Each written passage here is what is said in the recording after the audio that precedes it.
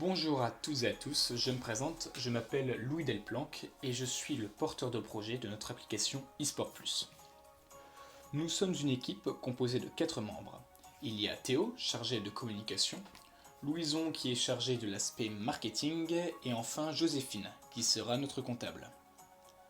Avant de lancer notre projet, nous avons effectué une analyse complète sur le marché du e-sport. Et nous en avons conclu que c'était plus de 37 millions des Français qui jouent aux jeux vidéo. Nous avons face à nous un marché important avec une large cible. Alors pour le problème, notre application s'adresse à la fois à ceux qui jouent de façon régulière, mais aussi à ceux qui veulent espérer gagner de l'argent en jouant et en progressant dans le domaine des jeux vidéo. La solution à ce problème est établie en 4 points. Donc nous proposons une appli mobile gratuite pour toucher les plus jeunes, avec un programme fourni par des experts. Donc ce programme permettra d'augmenter le niveau de jeu des utilisateurs, et avec un bon niveau de jeu, les utilisateurs pourront espérer obtenir des gains. Le marché du jeu vidéo est un marché important, avec 906 millions de dollars de chiffre d'affaires dans le monde et 7,3 millions de consommateurs en France de jeux vidéo des 15-34 ans. Il y a donc des opportunités de développement en France quand on voit les chiffres mondiaux. De plus, si l'application fonctionne bien en France, nous pourrons élargir notre clientèle à l'échelle mondiale. Concernant nos concurrents, nous n'avons aucun concurrent direct, cependant nous avons des concurrents indirects comme les coachs en ligne, les chaînes YouTube de e-sport ou de tutos ou encore les comptes Twitch. Nous avons ciblé précisément 3 profils de joueurs en France. Donc nous avons le joueur grand public avec 10,6 millions, donc c'est un profil qui représente 10,6 millions de personnes. Ce profil ne s'intéresse pas ou très peu au classement et à la compétition. L'objectif avec eux sera tout simplement de les rendre meilleurs pour qu'ils prennent plus de plaisir. Le deuxième profil que nous ciblons, c'est le e-sportif loisir, ils sont 2,9 millions en France. Donc c'est une catégorie de personnes qui s'intéressent au classement pour bien entendu lui faire, donc nous le ciblons pour bien entendu lui faire gagner des places dans le classement avec nos conseils d'experts. Et enfin le e-sportif amateur, ils sont 1,3 million à peu près en France.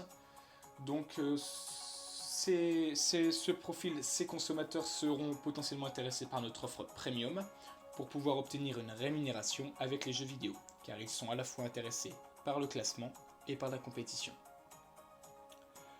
Pour la pratique d'activités sportives et culturelles, on remarque que peu importe la fréquence de jeu de chaque joueur, donc nous voyons bien ici en vert les joueurs grand public, en violet les e-sportifs loisirs et en rouge les e-sportifs amateurs, ces joueurs se retrouvent avec des résultats équivalents ou supérieurs à la population française, quel que soit l'indicateur. Le joueur est considéré comme un individu complexe, mais aussi également avec des activités multiples. C'est pour cela que notre offre premium proposera un programme sportif et de bien-être, car celui-ci concernera une majorité de nos utilisateurs qui ne jouent pas qu'aux jeux vidéo. La pratique, elle, change selon les 3 populations clairement identifiées. En analysant bien les pratiques des différentes populations, nous mettrons sur notre application des éléments essentiels sur les jeux de tir, car on constate que 19% de ceux qui sont considérés comme des profils de joueurs grand public jouent aux jeux de tir. C'est 42% pour les e-sportifs loisirs, et enfin c'est plus de 54% pour les e-sportifs amateurs. Donc ça concerne une grande majorité des e-sportifs amateurs. Et nous mettrons sur notre application des éléments essentiels également sur des jeux de Battle Royale. Effectivement, nous voyons que 12% sont intéressés par les... 12% des joueurs grand public sont intéressés par les jeux de Battle Royale, 22% pour le e-sportif loisir et enfin 29% pour le e-sportif amateur. Bien entendu, on mettra également des conseils pour s'améliorer dans l'ensemble des domaines. Donc l'ensemble des domaines représente donc évidemment les jeux de tir, les jeux de Battle Royale, les jeux de simulation sportive comme FIFA par exemple, les jeux d'arcade, les jeux de cartes ou encore les jeux de combat, pour satisfaire la majorité de nos utilisateurs. Les consommateurs d'e-sport sont définis comme des personnes ayant déjà regardé au moins une compétition organisée de jeux vidéo. Le profil de joueur qui sera le plus susceptible d'acheter notre offre premium est bien entendu le e-sportif amateur.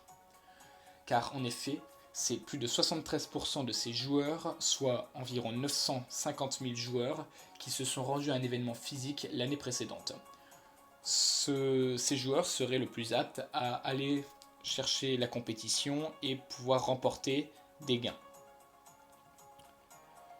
Donc pour la présentation de notre application. Donc alors nous avons une application, donc c'est du freemium, c'est-à-dire qu'au départ c'est gratuit.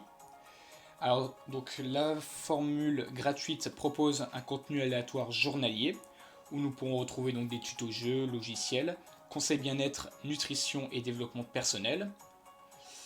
Mais si on passe à l'offre premium, donc au service premium, un programme pro adapté. Donc on aura un accès à la totalité du contenu, service et suivi personnalisé en fonction de chaque client.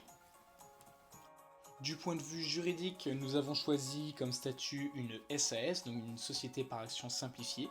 Alors pourquoi nous avons choisi ce statut? Car les investissements que l'on demande nécessitent de faire appel à des capitaux extérieurs. Et de plus, nous estimons que notre entreprise, notre application sera susceptible de croître rapidement.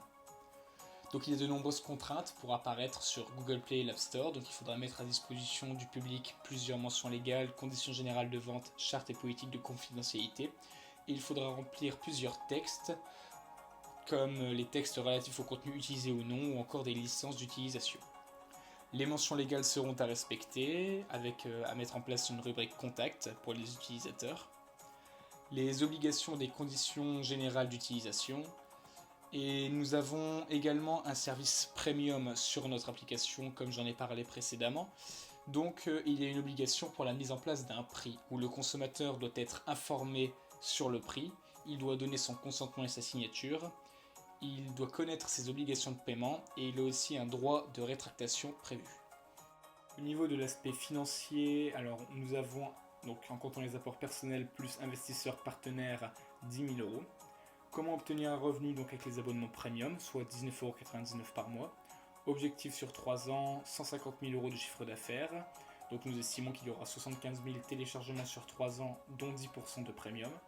Et la publicité non invasive nous permettra aussi d'obtenir un revenu avec un coût par clic moyen de 10 centimes.